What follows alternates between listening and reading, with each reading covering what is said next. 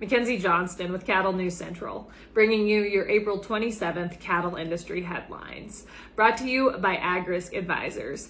They provide risk management programs to livestock producers all across the West. Whether you are concerned about price or weather risk, Agric Advisors, they are here to help. With current day market fluctuations, you and I both know there is nothing more important than locking in a price floor on your cattle. So if you would like to learn more about an LRP, go ahead and reach out to an advisor today. We are also sponsored by American Beef Producer Magazine. They offer in-depth articles on a wide variety of topics in our industry. They feature award-winning photography and so much more within their publication. Besides putting out a phenomenal magazine, they have also started the Real Beef Made from Plants campaign. So what they're doing with this campaign is they are selling t-shirts, sweatshirts, hats, basically promoting nutritious beef. Their t-shirts and their sweatshirts are just like the one I have on this morning. If you would like to learn more about the attire that they have for sale and then also learn more about their magazine, go ahead and click on the American Beef Producer link above in the caption. That's going to take you over to their Facebook page where you can do all of that. American Beef Producer Magazine, guiding beef producers for over 25 years. And finally, 4T Ag Insurance, your go-to contractor for ag insurance. The folks at 4T Ag are dedicated to providing you with insight, information, and alternative risk solutions that are custom fit to your business and personal needs. They offer both crop and drought insurance, and they offer LRPs for both feeder and fed cattle. If you would like more information, go ahead and head on over to their website, www.4tag.net. That is the number 4, TAG.net. So of course, yesterday, I'm sure a lot of you tuned in, the Senate Ag Committee, they held a hearing to determine whether or not a couple of bills have the potential to advance competition concerns for our nation's cattle producers. So before I go any further, I will link the hearing that occurred yesterday in the Senate in the comments for this update for any of you that would like to go back and watch that.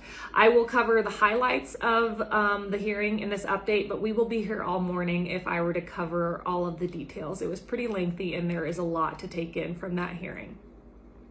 So according to AgriPulse, the two bills, the Cattle Price Discovery and Transparency Act of 2022 and the Meat and Poultry Special Investigator Act of 2022, they received bipartisan support, but along with that support, there was also concern about the amount of authority given to the federal government and whether or not the beef industry's concerns would actually be addressed if these two pieces of legislation were to be passed.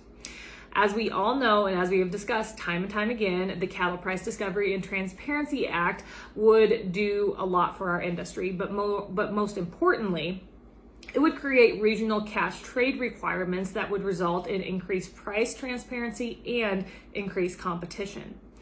The Meat and Poultry Special Investigator Act of 2022, which was authored by Democratic Senator John Tester of Montana, that would create a new position in the Department of Ag to investigate violations of the Packers and Stockyards Act. Senator Fisher of Nebraska said during the hearing that she is not happy about the mandates included in these pieces of legislation, but any voluntary programs that we've implemented in the industry to increase negotiated cash trade have failed. So we have to look elsewhere. And we have done that with this bill, said Fisher, referring to the Cattle Price Discovery Transparency Act.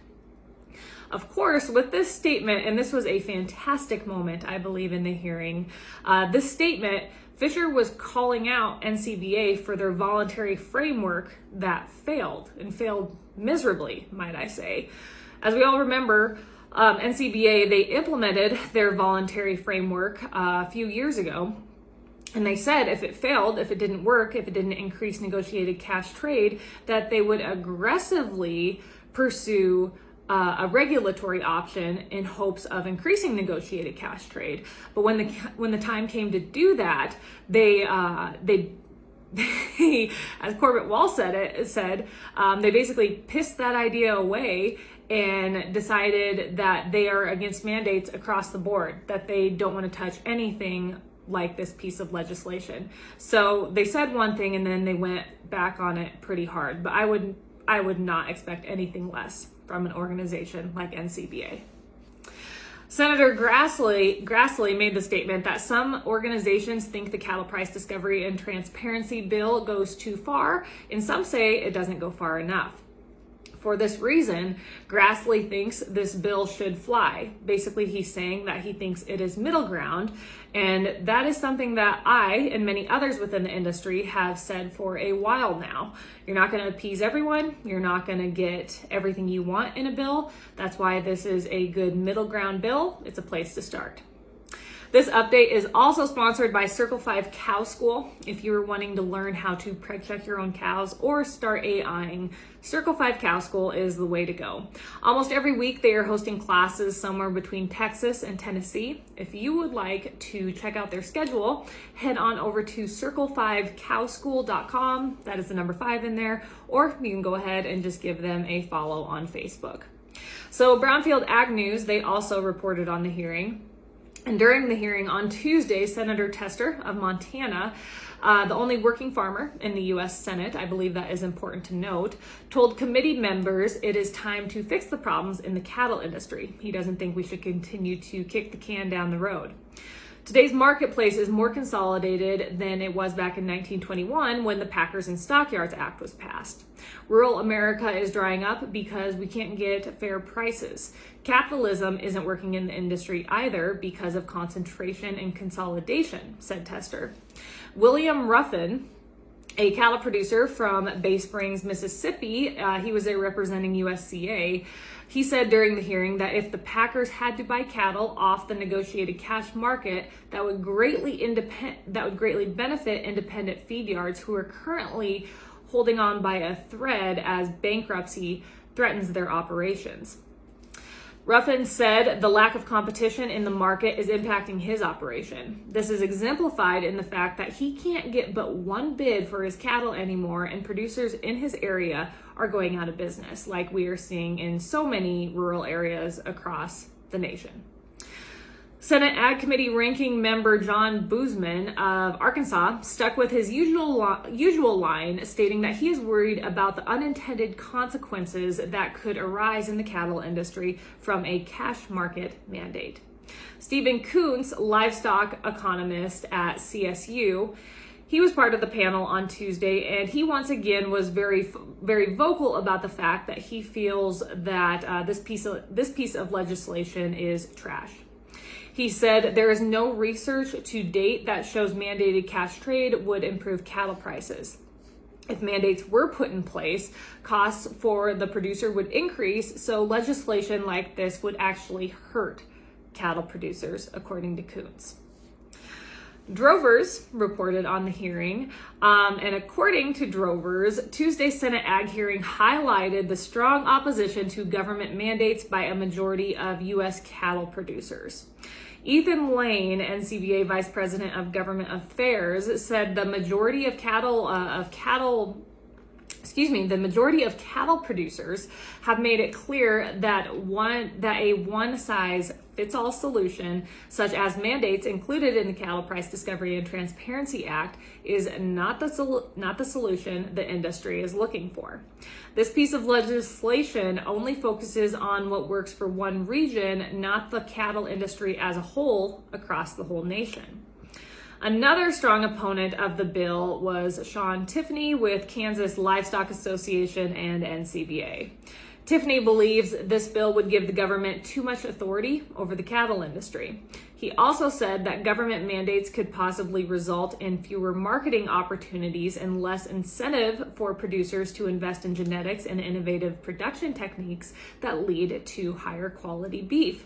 So if you watched the hearing yesterday, you would think that this piece of legislation, the Cattle Price Discovery and Transparency Act, totally does away with AMAs and forward contracts. From what some of the things that were said, the statement that Tiffany just said. But as Brett Crosby said, as he tweeted on Twitter yesterday, it is incredibly disingenuous to imply this bill would do such thing. It does not do that. As the trusted leader and definitive voice of the U.S. cattle and beef industry, NCBA stands committed to turning the focus to solutions with broad industry support, such as a cattle contract library, 14-day delivery, expedited carcass weight reporting, daily formula base price reporting, and incentives for expansion of regional processing. So that's what they're going to stand behind. Like I said, there was a lot that happened in this hearing yesterday, and I'm sure there'll be a lot more press releases coming out where people stand, where RCAF stands, where NAMI stands, USCA, they'll come out with a press release. As all that comes out, I will report on it. Like I said, if you haven't had the chance to listen to the hearing, I encourage you all to do so. And today, here on Wednesday, we have the House Ag Committee hearing with the beef packers, which will be incredibly interesting. If you want some good watching, I encourage you all to tune in. That will be very interesting, like I said. That's all I have for you guys this morning. I hope your week is going well. I hope you're enjoying this beautiful weather. It is gorgeous here in Nebraska. It was a little breezy yesterday, but nothing like it has been in recent weeks. Have yourself a wonderful Wednesday. I'll catch you later.